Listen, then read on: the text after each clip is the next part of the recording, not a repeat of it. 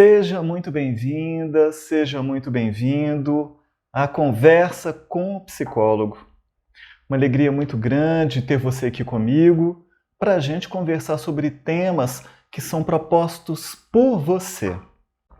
Olha, até agora todas as perguntas que foram enviadas foram excelentes. E hoje a gente vai trabalhar com mais uma pergunta que foi enviada.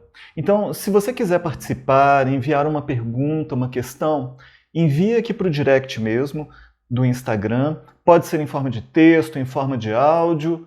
E a gente, então, na sequência, a gente vai conversar sobre ela. Vai ser de forma anônima, para não expor ninguém.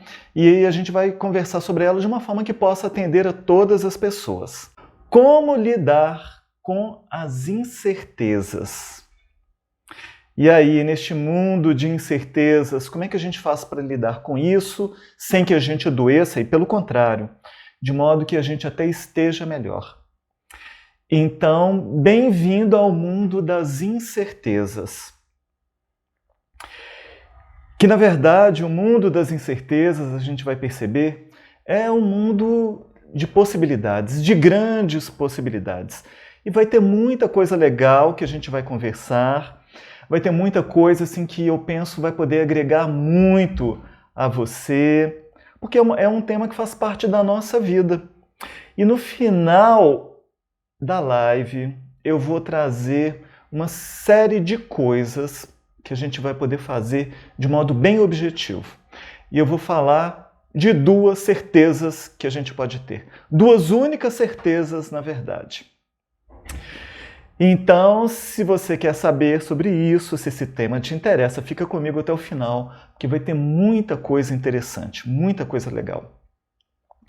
Quando a gente fala assim de incertezas, então, como lidar com essas incertezas no mundo, da vida, que todos nós enfrentamos isso, muitas pessoas, então, para tentar terem um controle, elas vão fazer buscas de informações. E muitas vezes existe um excesso dessas buscas. Qual que é o objetivo disso? Tentar ter mais controle das coisas. Mas a gente vai lembrar o seguinte, controle tem a ver com medo. Toda vez que tem uma necessidade excessiva de buscar o controle, vai existir por detrás um medo que aparece aí. Só que nessa busca de informações, o que as pessoas geralmente fazem? Elas buscam as informações de forma seletiva para confirmar aquilo que elas acreditam. Então, não vai fazer muita diferença buscar tantas informações assim. E aí isso daí vai acabar gerando ansiedade. E a ansiedade tem a ver com um futuro que não deu certo, um futuro de uma expectativa negativa, de algo que não está legal. Quando a pessoa olha para um futuro de uma determinada maneira, existe uma tendência muito grande da vida dessa pessoa se encaminhar para que o que ela encontre seja exatamente assim.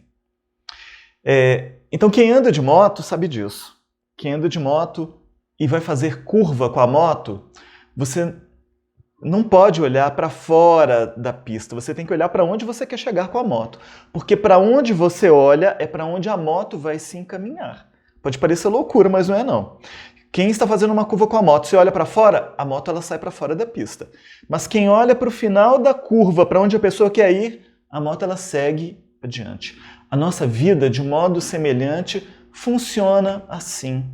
Para onde a gente olha, nossa vida irá se encaminhar por uma questão seletiva de opções. Nós acabamos limitando nossas opções por causa disso. E a gente vai lembrar o seguinte, na vida, nós não controlamos todas as variáveis. Então, buscar ter certeza das coisas é buscar uma coisa estática, parada, paralisada. É como se fosse assim, se você pega uma fotografia, você tem como ter certeza daquilo ali, naquele momento, porque a foto é uma coisa estática. Mas a vida não é uma fotografia, a vida é um filme, a vida ela é dinâmica, ela tem movimento. Então, é importante a gente trabalhar o nosso desapego. O desapego da certeza, o desapego do controle. Mas então como é que eu vou lidar com isso se eu não tiver segurança na vida? Mas aí é que está. A insegurança não está no apego, não está na certeza. A insegurança está na gente se fixar onde não deve, onde a gente não tem controle. Se a gente passar a focar mais onde a gente pode e deve, a segurança vai surgir naturalmente. E não é, então, a gente não ter objetivos definidos, a gente deve ter objetivos, a gente deve ter clareza do que a gente quer, mas a gente deve aprender também a ter um certo distanciamento protetivo em termos de resultados. Então, tenha clareza do que você quer, mas tenha um certo distanciamento do resultado. Por quê? Às vezes a gente espera um resultado rígido, fixo, e nem sempre a vida vai nos dar um retorno exatamente do jeito que a gente idealizou. Porque aquilo que está na nossa mente está tudo muito claro. A gente imagina uma linha clara, céu azul, só que na prática nem sempre é assim. Às vezes tem curvas aí, pode ter pedra no meio do caminho, pode ter buraco, e a gente vai ter que lidar com isso. E às vezes a chegada vai ser diferente daquilo que a gente imaginou. Então, o que a gente deve buscar é não ter apego pelos resultados de forma rígida. Então, aprender a lidar com a vida como ela é, dinâmica, com mudanças. Aprender a lidar com a vida de um modo adaptativo. Aprender a lidar com a vida, com essas mudanças, como algo natural da nossa vida. Então, por quê? A forma como a gente vê as coisas, como a gente lida com as coisas, é que vai fazer toda a diferença. E aí, como é que está para você? Como é que você vê aí essa questão das mudanças? Você consegue perceber que é importante a gente lidar e aceitar as incertezas da vida como algo natural? Porque é exatamente dessa forma, a forma como a gente lida com as coisas, que vai estar fazendo toda a diferença. Então, olha só, o que acontece? Geralmente as pessoas se fixam nos símbolos e não naquilo que é essencial. Então, o que eu estou querendo dizer com isso? Muitas vezes as pessoas vão buscar a segurança no mapa, no controle do mapa, e não do território, que é o essencial. As pessoas vão buscar segurança em coisas. Muitas vezes as pessoas colocam, nossa, não, a minha segurança ela vai acontecer quando eu tiver a minha casa, quando eu tiver o meu carro, quando eu tiver aposentado, quando eu tiver com o meu emprego do jeito que eu quero. Mas tudo isso são símbolos. A Patrícia está dizendo, adoro a sua sabedoria. Estou aqui colocando na prática. Obrigado, Patrícia, obrigado. E é exatamente nessa conversa que a gente vai adquirindo mais conhecimento, e a sabedoria está exatamente nisso, em buscar colocar conhecimento na prática. Então, o que dá a segurança não tem a ver propriamente com os símbolos, e sim com a essência. Sabe por quê? Existem pessoas que falam assim, olha, quando eu aposentar, eu vou me sentir seguro. A pessoa aposenta e essa segurança não chega. Tem pessoas que falam assim, não, quando eu ficar milionário, aí eu vou ficar seguro, porque eu não vou ter mais problemas. E a pessoa se torna milionária e a insegurança continua existindo, porque a segurança não está nas coisas, a insegurança está na pessoa, como a pessoa lida com as questões. A Regina está dizendo, eu não sei lidar com mudanças. Pois então, é isso que a gente está conversando aqui, Regina. Como lidar com a insegurança que tem a ver com as mudanças. A vida está o tempo inteiro fazendo propostas novas. O Max está perguntando, está dizendo dos símbolos, se eles estão relacionados com o orgulho. Olha, o orgulho tem a ver com uma distorção que a pessoa faz de si mesma em relação aos outros. Porque o orgulho coloca a pessoa num patamar que não é o real. Quanto mais autoconhecimento, mais dentro do real a pessoa está. Então, a gente vai colocar assim um orgulho mais como um mecanismo de defesa, onde a pessoa se vê de uma forma distorcida, geralmente para mais. O que é dela é melhor, ela se sente melhor do que os outros, isso daí é o orgulho. Então os símbolos, eles estão ligados com aquilo que é alterável na vida, tudo aquilo que muda na vida, tudo aquilo que é instável na vida. Então, quando a gente vai falar da essência, a gente vai falar do olhar que diz respeito àquilo que depende da gente. Aquilo que a gente pode dizer assim, ó, os ladrões podem roubar tudo, mas isso eles não vão levar, isso é essência. Que tem a ver com as aquisições do quem eu sou. É nesse sentido que eu vou encontrar a segurança. Porque se eu fixo a minha segurança nas coisas, ali está toda a instabilidade. Então, vamos pensar o seguinte, se a gente aprender a conviver com a incerteza, isso daí vai fazer toda a diferença. Porque o que é conhecido? Se a gente buscar certeza, a gente está buscando o que é conhecido. E o que é conhecido? O passado. Então, se eu lidar com o futuro ele é desconhecido porque o futuro ele é uma possibilidade. Então, se eu buscar certezas, eu vou estar buscando o passado. Eu vou estar buscando os meus condicionamentos, os meus hábitos. Eu vou continuar sendo como eu sou. Eu vou manter as relações como elas estão. Então, olha só, se eu buscar segurança, eu estou buscando uma fixação naquilo que é conhecido, naquilo que é do passado. Então, aprender a lidar com a incerteza significa me permitir seguir para o novo, com a possibilidade de encontrar algo muito melhor. Porque o melhor também está no novo. O conhecido é o habitual, mas o melhor será sempre algo novo. Então, a incerteza está no desconhecido. E aí, então, o desconhecido é o campo de possibilidades. Ai, meu Deus, e aí? Como é que está a cabeça de vocês aí com essas informações? Como é que é pensar em melhor e incerteza ao mesmo tempo? Porque certeza, então, é o que está lá atrás, é o conhecido. Então, olha só. Eu vou trazer de uma forma bem prática para dentro da gente, no nosso cérebro aqui. Nós temos cerca de 100 bilhões de neurônios. E os nossos processos de aprendizado, neuroplasticidade, que é atualização e tudo, ela está ligada à comunicação dos nossos neurônios, ou à possibilidade da mudança da comunicação entre os nossos neurônios. Cada vez que eu aprendo algo novo, os neurônios estão criando conexões novas, diferentes. Cada vez que eu tenho uma experiência diferente, eles estão se correlacionando de um jeito diferente. Os nossos neurônios, eles não são fixos uns nos outros. A comunicação no nosso cérebro passa dentro do neurônio, dos neurônios, de grupos, né, de neurônios. Então, só que eles não estão fixados.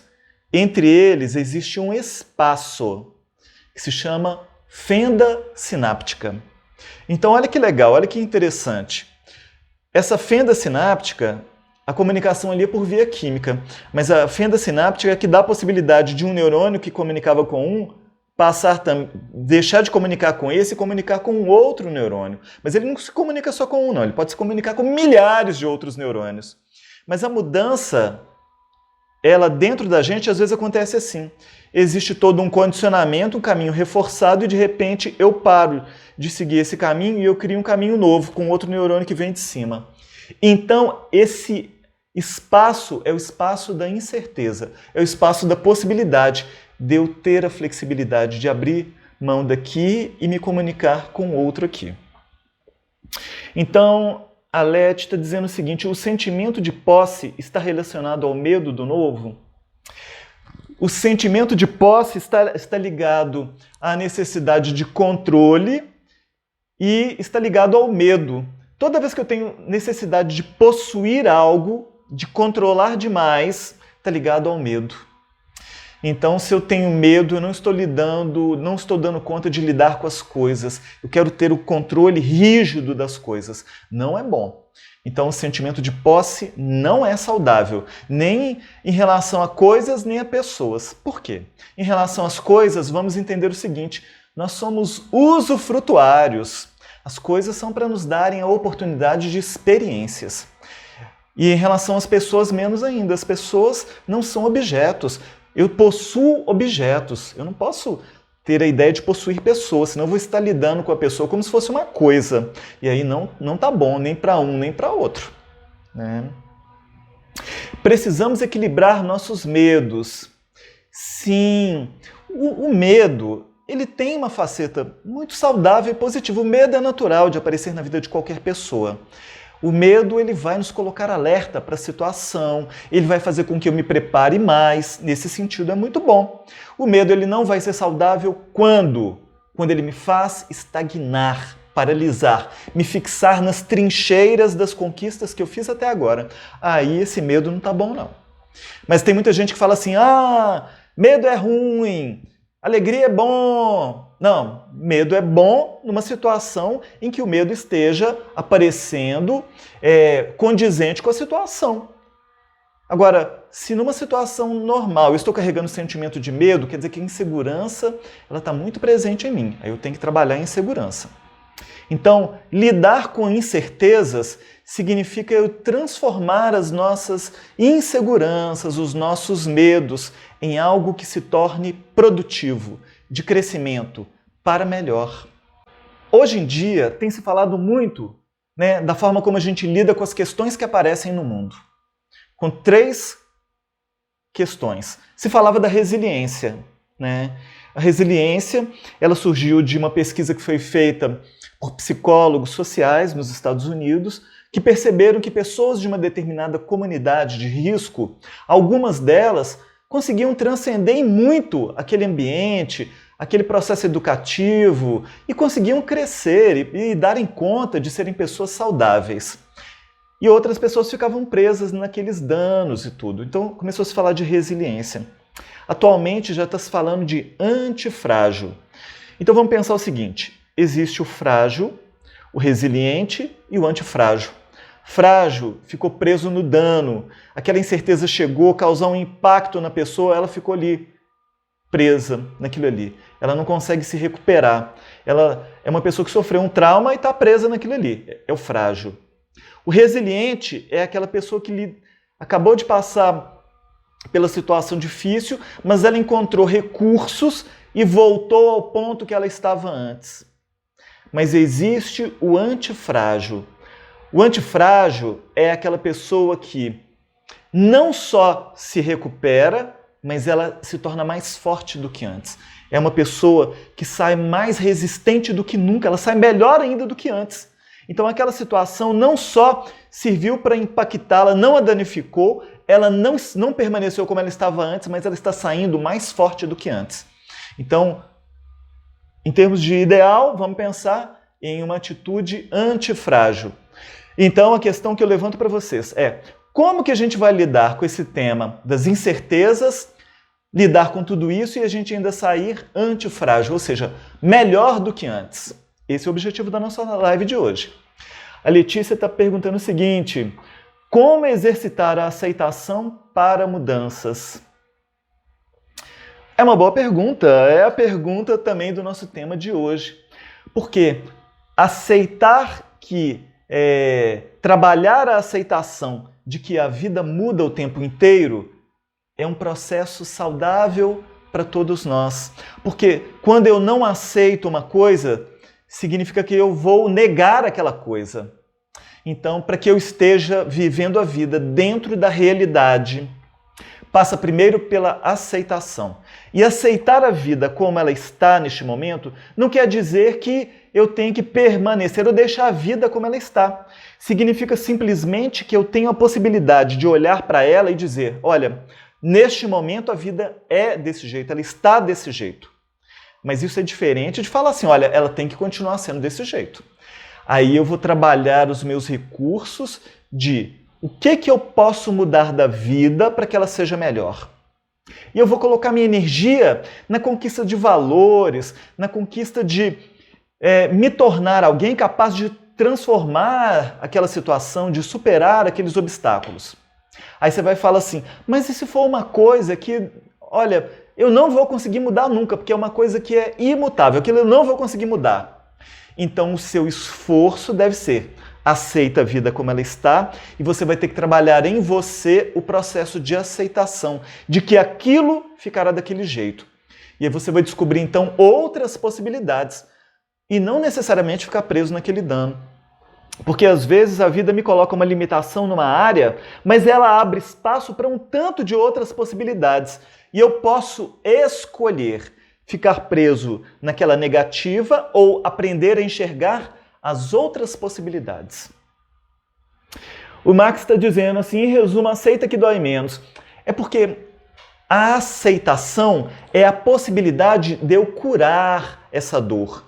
Se eu nego a dor, aquela dor ela vai permanecer.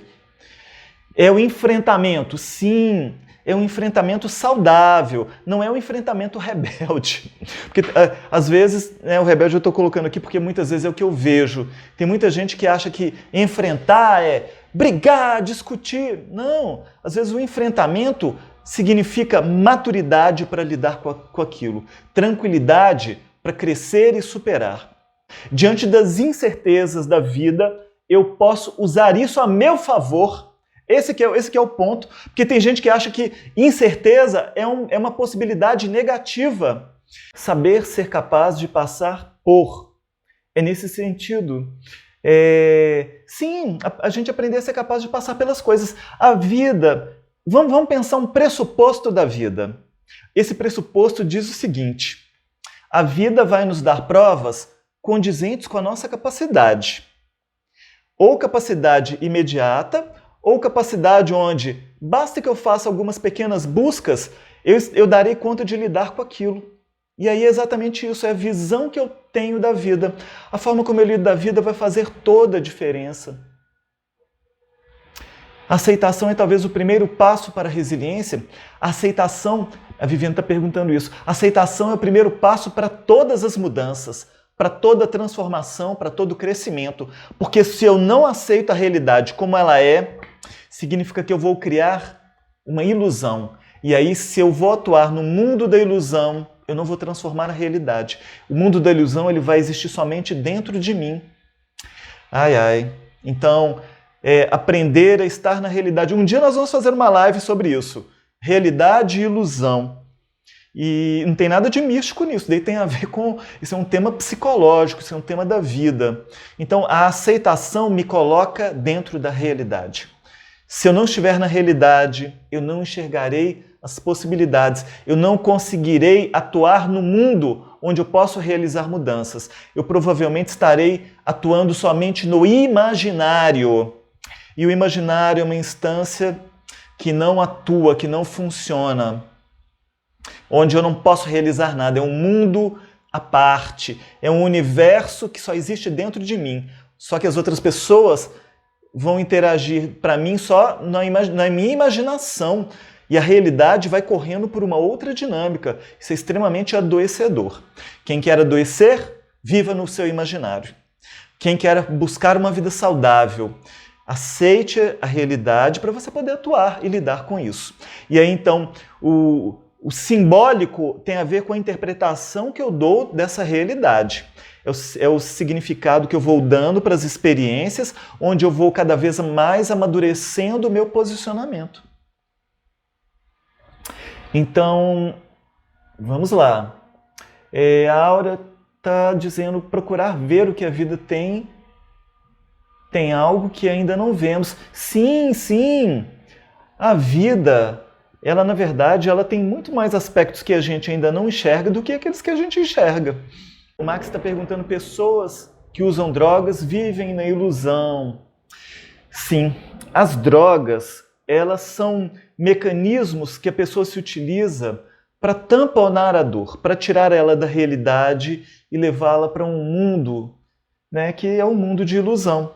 Isso vale para drogas, vale para vícios. E vícios, quando a gente pensa em vício, é qualquer tipo de vício, né? O vício ele tem esse papel de nos tirar da realidade.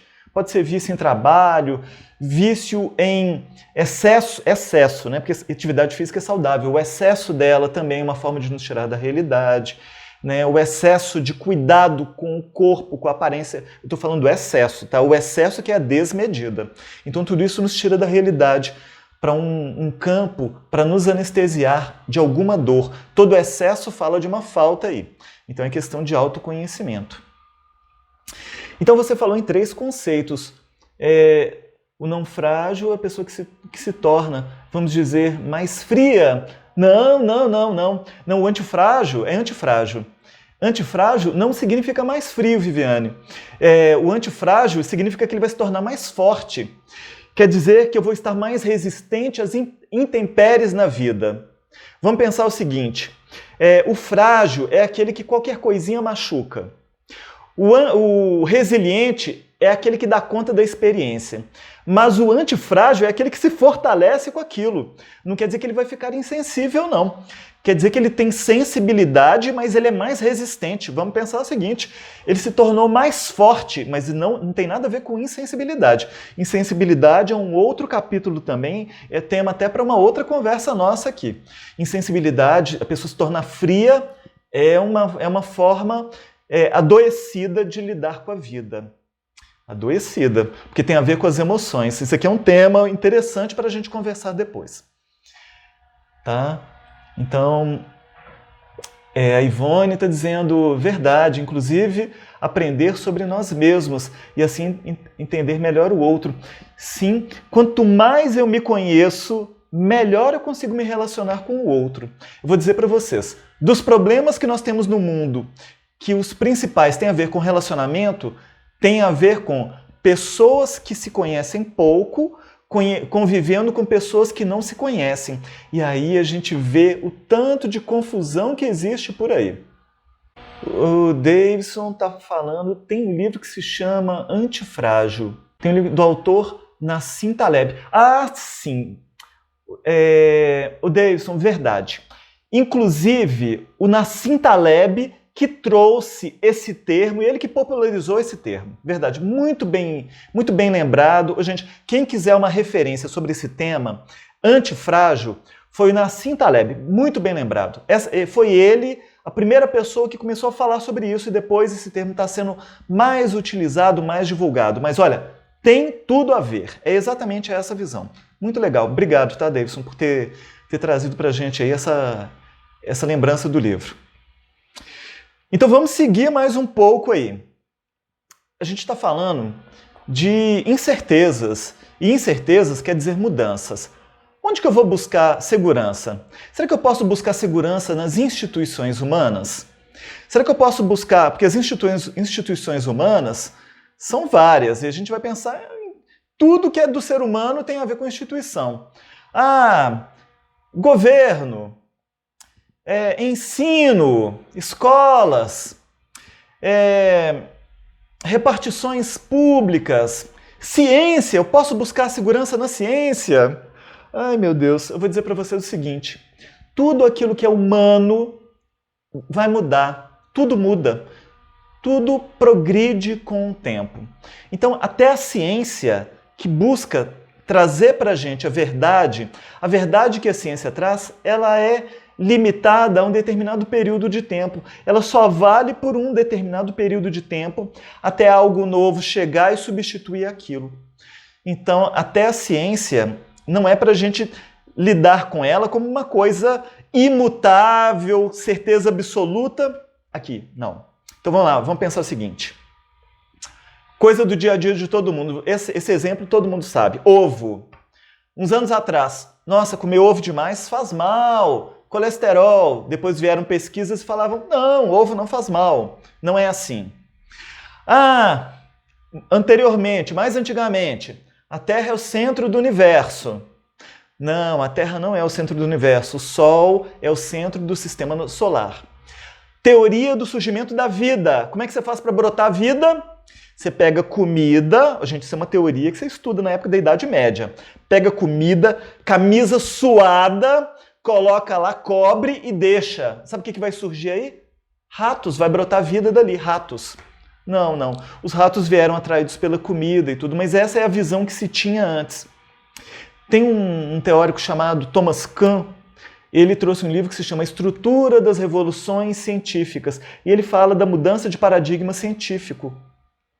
Porque a gente fica imaginando assim, nossa, a ciência é tão organizada, tão bonitinha, né? As coisas vão chegando, vão mudando harmonicamente. Aqui não tem nada de harmônico na ciência. A ciência é um quebra-pau gigante. Quem é do meio acadêmico sabe o que eu estou dizendo. É lá dentro, assim, cada um querendo defender a sua visão, e quando alguém chega com uma visão nova, essa pessoa com a visão nova, ela vai ser queimada viva no primeiro momento, para quando várias outras pessoas trouxerem com outros experimentos, outras confirmações, aí aquilo vai ganhando força para depois mudar, e depois que muda todo mundo fala assim, mas como é que alguém não tinha pensado nisso aqui antes? Mas é assim que funciona. A mudança na ciência ela vai se dando gradativamente, com base nas informações que vão chegando. Por exemplo, a gente estuda em biologia, no ensino médio, a gente estuda lá teoria da evolução das espécies, seleção natural, né? A gente estuda Darwin, estuda Lamarck. E o que a gente estuda de Darwin e Lamarck? Né? Darwin acertou, né? Com a teoria da evolução das espécies, tá certo. Aí a gente estuda o quê? Lamarck trouxe uma teoria interessante, mas que ele estava errado. Não foi o que a gente estudou? Você se lembra de Jean-Baptiste Lamarck?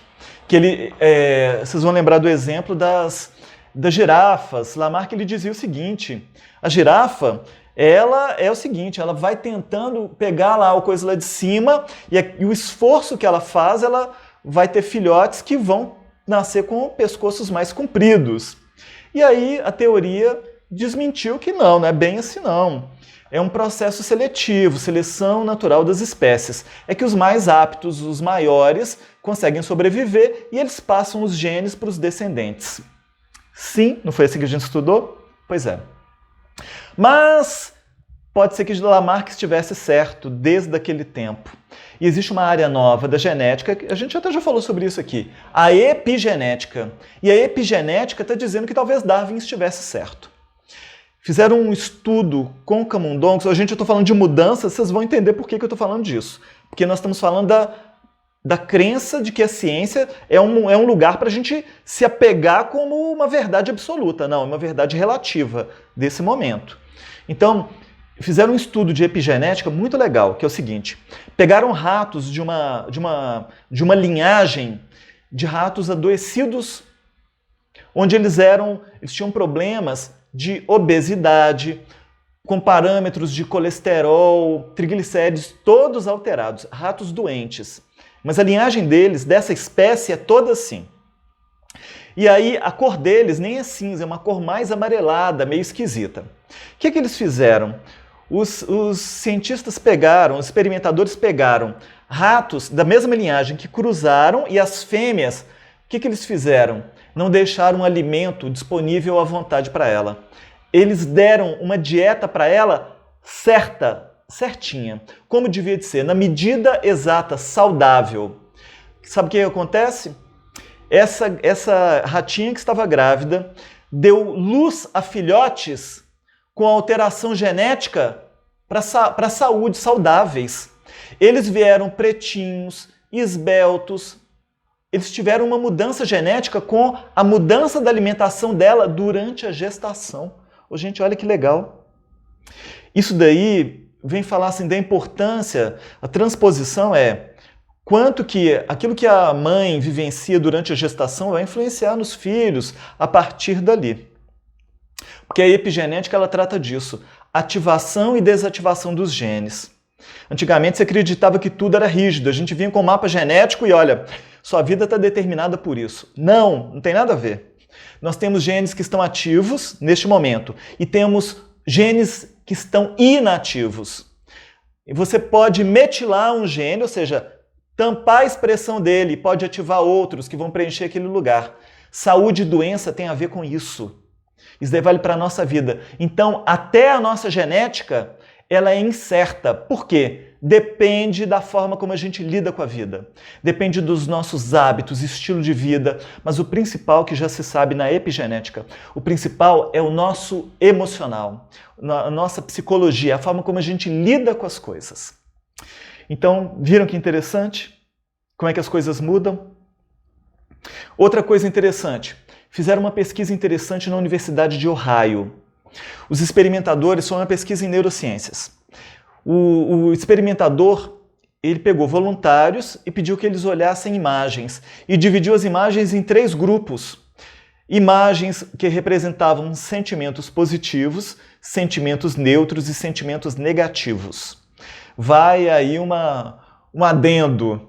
Não existem sentimentos nem positivos nem negativos. Isso foi visão do experimentador. É porque as pessoas geralmente nomeiam a raiva, tristeza como negativos. E alegria, conquistas como saudáveis, como positivos. Tá?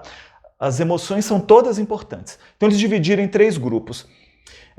Fotos com sentimentos negativos, positivos e fotos com imagens neutras. E o objetivo era analisar como que o cérebro das pessoas eram ativados, qual que proporcionaria mais ativação ou menos ativação. E o que eles descobriram? Que as fotos que traziam imagens que despertavam sentimentos mais negativos tinham uma ativação muito mais expressiva no cérebro da pessoa. Ou seja, o que a gente vai trazer para o nosso entendimento? As nossas atitudes, as nossas escolhas, a nossa visão vai estar mais focada e voltada com base nos sentimentos negativos do que nos sentimentos positivos. Ou seja, medo, raiva, tristeza vão ter um impacto mais forte nas nossas decisões do que alegria, felicidade. Isso é um modo de funcionamento do ser humano, só para a gente poder entender. Então, tudo é uma questão de ponto de vista. Tudo tem a ver com a forma como a gente lida com as coisas. Vocês sabiam que as coisas negativas tendem a ter um peso maior para as pessoas do que o que é positivo? O ser humano tem, por natureza, uma facilidade maior em se fixar nas coisas negativas mais do que nas coisas positivas. Então eu estava dando exemplo da pessoa que viajou lá para Cancún. A pessoa ficou 10 dias em Cancún, ficou lá no paraíso, mar azul, clima perfeito, água quentinha, tudo muito bonito, hotel de frente para o mar e por aí vai. E aí, tudo certo, mas na hora de voltar, o que acontece? No aeroporto, a pessoa tem um estresse no aeroporto. E aí ela fica 2 horas muito estressada por causa da mala, na hora de despachar. Na hora de vir embora, ao invés dela contar para as pessoas a maravilha do lugar que ela ficou 10 dias, sabe o que ela vai contar? Ela vai contar das 2 horas de estresse que ela teve.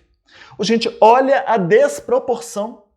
10 dias de maravilha de paraíso trocados por 2 horas de estresse, mas as pessoas são assim. Então, tem a ver com a forma como as pessoas lidam com as coisas. Então, a forma como a gente enxerga, como a gente busca. E isso daí vai interferir na nossa visão de futuro e em relação às nossas escolhas.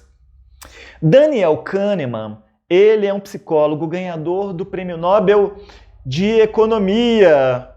Ele fez algumas pesquisas de psicologia que ajudaram a entender algumas questões de economia. Mas ele fez alguns estudos assim. Então, ele trouxe a visão de ganhar e de perder. É isso aí, Viviane, a gente faz isso mesmo, infelizmente. Então, olha só, nós temos mais medo de perder do que vontade de ganhar. O que você está me dizendo? A gente tem mais medo de perder uma coisa do que vontade de ganhar mais? Sabe aquela história assim de mais vale um pássaro na mão do que 2 voando? Pois é exatamente isso. Aí ele fez uma pesquisa para poder comprovar isso. E olha o que ele encontrou. As pessoas preferem... Ele fez o seguinte experimento. Ele disse assim o seguinte: você vai participar de um sorteio. Gente, olha, é sorteio ainda por cima. E aí, então, você pode escolher. Você vai ter 5% de chance de ganhar uma viagem para Londres, onde você vai ficar 3 semanas. Ou você vai ter 10% de chance de ganhar uma viagem para Londres, mas para ficar só 1 semana. Sabe o que a maioria das pessoas escolheram? A primeira opção. Gente, 5%, 10% de chance num sorteio é quase a mesma coisa, mas quase todo mundo escolheu porque achava que estava mais garantido. Mais garantido você ter 10% de chance do que 5% de chance.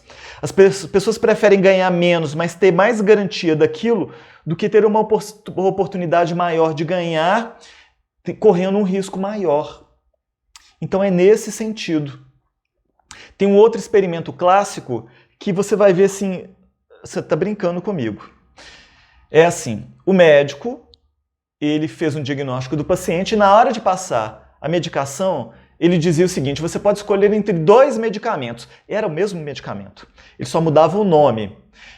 Só que a fala dele era diferente. Então, na primeira vez, ele dizia assim, olha, tem um medicamento aqui que é esse aqui. Ele foi eficaz em 90% das vezes que ele foi aplicado. Mas a gente tem esse outro aqui, que ele falhou em 10% dos casos. Aí as pessoas escolhiam o primeiro, mas era o mesmo medicamento. Vocês perceberam isso? Perceberam como é que tudo é uma questão da forma? O que eu quero chamar a atenção é a forma como a gente vê as coisas vai influenciar na nossa maneira de lidar com elas. Então, o problema é que quando a gente lida com medo de perder, a gente não se coloca por inteiro no que a gente faz. Então, vamos pensar na vida. As pessoas têm medo de perderem relacionamentos, medo de perder o trabalho, medo de perder a amizade, medo de perder uma competição. Só que se você está numa situação dessas e você está com medo, você vai se colocar menos naquilo. E aí a chance de dar errado é grande. Você está no seu trabalho com medo de ser mandado embora. Aí você fala assim, mas já que eu vou ser mandado embora, eu vou entregar menos. Aí sabe o que acontece? O seu chefe fala assim, ele entrega pouco, vai ser mandado embora. Aí você vai dizer assim, mas eu sabia que ia ser mandado embora. Não, você criou essa situação. Você está num relacionamento, aí você, não sei se vai dar certo, então eu não vou me entregar muito não, só uma parte. Aí você se coloca pouco no relacionamento, que claro, você não tem garantia nenhuma, mas você se coloca pouco, a chance é menor de fazer dar certo. Você vai para uma competição, aí você fala assim, eu acho que eu não vou ganhar não. Aí você não se esforça, lógico que você vai perder. Então, a forma como a gente encara, como a gente lida com as coisas, faz toda a diferença. Então, a gente tem que mudar isso, a gente tem que mudar o nosso olhar, temos que mudar a forma de lidar com as coisas. E aí, como as pessoas têm medo da insegurança, medo das incertezas, o que elas fazem muitas vezes? Não é para todo mundo isso. Tem muita gente que dá conta de lidar com gente e tem bichinhos, mas tem muita gente que escolhe ter bichinhos para não ter que conviver com gente. E aí, então, por quê? Com bichinhos, você nunca vai se frustrar. Você nunca vai ficar chateado porque o bichinho agiu de um jeito ou de outro. Porque o bichinho, ele é o que é. E você aceita o jeito do bichinho ser. Mas quando é gente, se lida de um jeito diferente. Você queria que a pessoa agisse de um jeito diferente. E a pessoa te frustra. A pessoa gera conflito e tudo. Por quê? Lidar com gente é lidar com incerteza. Lidar com gente é não ter certeza do resultado. Gente, vocês sabiam que o ser humano já é capaz de mandar uma missão para Marte tripulada?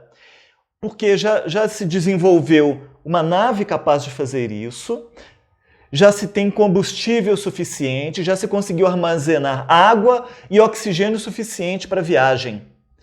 Então, ou seja, o ser humano já tem instrumentos, recursos suficientes para isso. Sabe por que ainda não mandou uma missão tripulada para Marte?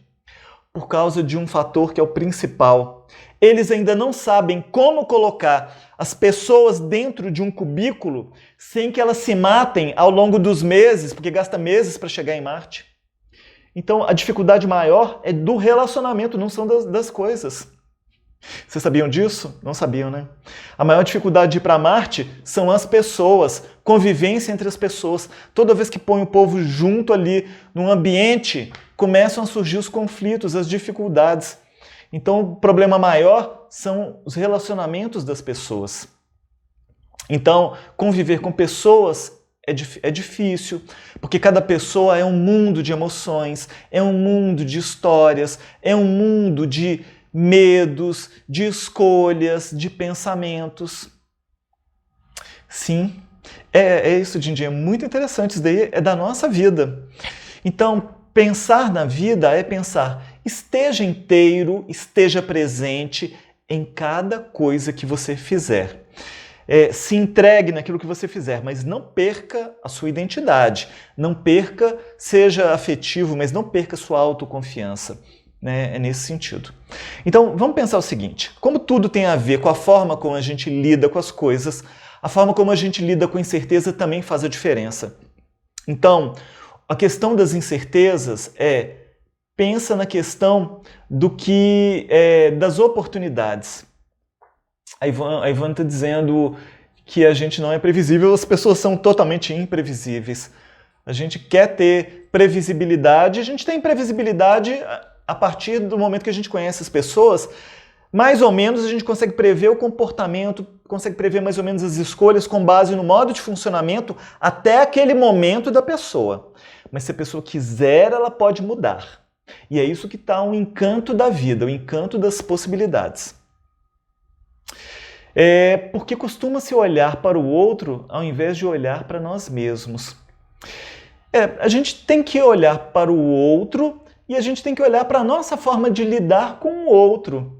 Porque a questão do outro tem a ver com as escolhas que eu faço, como eu me posiciono ali, como que eu lido com o que o outro está fazendo, qual é a resposta que eu dou, como eu me posiciono, como eu recebo o que vem do outro. Então é nesse sentido. Porque aí o que as pessoas às vezes querem ter o controle do outro, engessar o outro, e aí isso daí não tá bom. Mas nós todos exercemos influência uns sobre os outros, né? Os relacionamentos, o ideal é que eles sejam dinâmicos. Vamos pensar o seguinte, incerteza. Como é que eu faço para lidar com as incertezas então? Nosso tempo está acabando, então vamos fazer um fechamento para isso daí. Em cada problema está contida uma grande oportunidade, uma grande possibilidade de crescimento. Pense nisso. A incerteza é a possibilidade de um problema que pode gerar um grande benefício para você, um grande crescimento para você. Então, se você estiver aberto a perceber isso, se você conseguir se desapegar de resultados fixos, exatamente como você gostaria, você vai conseguir entrar no campo de uma possibilidade maior de realização. Lembra, mudança significa incerteza. Buscar o conhecido significa você ir lá para o passado, manter aquilo que você já conhece. Então, esteja presente na sua vida, esteja alerta para o que está acontecendo, esteja inteiro na sua vida, para que você consiga se posicionar de modo a conseguir o resultado mais dentro daquilo que você busca. Então, vamos lá. Dicas, possibilidades não são receitas de bolo, mas são coisas para que nós possamos estar atentos para lidar com as incertezas de um modo melhor. Então, aprenda a ser antifrágil. Cresça com as dificuldades da vida. A Viviane, abrace as oportunidades. Ou seja, esteja aberto. Aceite elas primeiro para você poder transformar aquilo em algo melhor. Foque no que você pode fazer e não no que você não pode fazer. Onde você não tem poder não depende de você. Não gaste energia com isso, a gente fala isso. Gaste energia com o que você pode fazer, no que depende de você. Tenha flexibilidade, seja flexível. A rigidez é a certeza de querer que as coisas continuem como elas estão. Flexibilidade é aceitar a possibilidade da mudança. Flexibilidade é saudável. Rigidez, estruturas rígidas, elas quebram. É só forçar um pouquinho mais. Saúde está em flexibilidade. Mas flexibilidade também não significa você se despersonalizar. Não tem nada a ver com isso. Flexibilizar é você contornar as coisas. É você aprender com a experiência, crescer com ela. Isso é flexibilidade. Aprenda a se adaptar ao novo. Adaptação. Gente, adaptação. A palavra adaptação é a chave do sucesso. A Ivone está falando depois, se a gente puder falar da física quântica, isso. A física quântica ela fala disso. Depois um dia a gente pode associar aí essa visão da física quântica com a visão da psicologia e tudo. Tem muita coisa legal para a gente poder fazer. Manda aí, Ivone, para a gente lá no direct para a gente registrar aí essa questão, né? Então, olha, não teste os limites da outra pessoa, não exija do outro o que o outro não dá conta de dar ou ele não quer dar. Não exija. Confie mais em você. Trabalhe mais a sua autonomia. Veja mais os sinais da vida. Gente, a vida, ela sinaliza para a gente o tempo inteiro. A gente aqui muitas vezes abre mão de enxergar as coisas. A gente tem um filme muito legal, é o Todo-Poderoso, e com Jim Carrey. É uma comédia, mas tem algumas coisas que são lições no filme. E tem uma lição que é muito legal. Eu sei que ele estava muito chateado e tudo, ele tinha perdido o trabalho, e ele pegou o carro e ele começou a rezar lá, e ele começou a rezar falando assim, nossa, Deus, me dá um sinal do que eu tenho que fazer. E aí tinha uma placa de pare, e ele viu a placa e passou, seguiu direto. Ele estava chorando, triste, Deus, me dá um sinal. Entrou um caminhão na frente dele, carregado de placas de pare. E ele não enxergou aquelas placas de pare. E ele foi ultrapassar o caminhão, o que aconteceu? Ele bateu o carro, ele criou um acidente. Então é isso que acontece. A vida sinaliza para a gente o tempo inteiro. A gente é que ignora os sinais. E aí, quando a gente ignora, o que vai acontecer? Um acidente. Então, veja os sinais da vida. A incerteza, ela existe. São a possibilidade das mudanças. Mas a vida vai sinalizando para onde que as coisas estão se encaminhando. Então, veja os sinais da vida. Trabalhe a sua autonomia, a sua autoestima. A autoestima nos dá a capacidade da gente saber que eu dou conta de lidar com o que aparecer. E aí vem a segurança, né? Aprenda com seus erros. Se você aprende com seus erros, você vai fazer diferente da próxima vez. Se você não aprende com seus erros, a vida vai repetir a lição tantas vezes até você aprender a lição. Depois que você aprende, você não precisa repetir mais. Não seja perfeccionista. Se você for perfeccionista, você vai estar sendo muito rígido. Então, não seja perfeccionista, né? Trabalhe fazendo o melhor sem ser rígido com isso. Fazer o melhor é o suficiente, é o que basta. Gente, o nosso tempo está acabando, daqui a pouco vai desligar, mas vamos lá. Eu prometi para você que eu ia falar de 2 certezas que você pode ter. Você sabe quais são as 2 únicas certezas que você pode ter? Primeira certeza, vamos lá, de que todos nós vamos morrer. Todos nós. Então essa é uma certeza que você pode ter. E a outra certeza é de que as coisas mudam. Então é outra certeza que você pode ter. Vamos pensar sobre isso.